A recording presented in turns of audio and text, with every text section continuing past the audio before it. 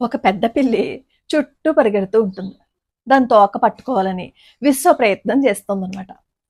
ఇదంతా చూస్తున్న చిన్న పిల్లికి నవ్వొచ్చింది. ఏంటి పిచ్చిదానిలా పైకి ఎగురుతోంది, కిందకి ఎగురుతోంది, ఆ తోక పట్టుకోవాలని ప్రయత్నిస్తుంది.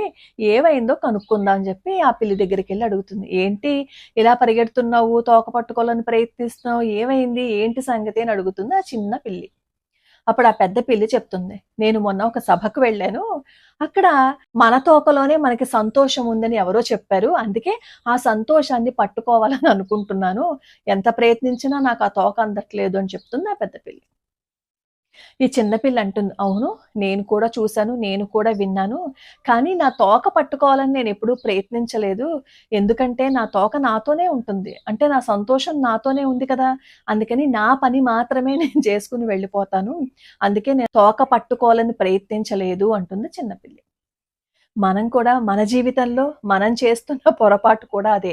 ఎక్కడో సంతోషం ఉంది. ఎవరో సంతోషంగా ఉన్నారు. ఆ సంతోషం నాకు కూడా కావాలి అని ఎండమావుల వెనకాల పరిగెడుతూ ఉన్నాం.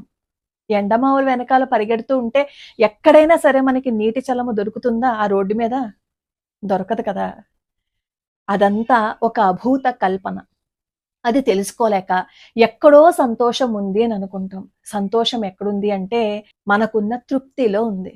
మనం ఇంకొకరిని బాధ పెట్టకుండా నీతిగా, ధర్మంగా ఉన్నాము అని అనుకోండి. మన దగ్గర డబ్బు లేకపోయినా సంతోషంగా ఉండగలుగుతాం. మన దగ్గర ఏమీ లేకపోయినా సంతోషం మనల్ని వెతుక్కుంటూ మన దగ్గరికి వస్తుంది. కాబట్టి సంతోషం ఎక్కడో దొరుకుతుందని మనం పని కట్టుకుని ప్రయత్నించక్కర్లేదు. మనం మన పనిని చేసుకుంటూ వెళ్ళిపోతే సంతోషం మన వెనకాలే వస్తుంది. ఈ వీడియో గురించి మీరేమనుకున్నారో, మీకు నవ్వు తెప్పించిందా అనేది కామెంట్ రూపంలో నాతో పంచుకోండి.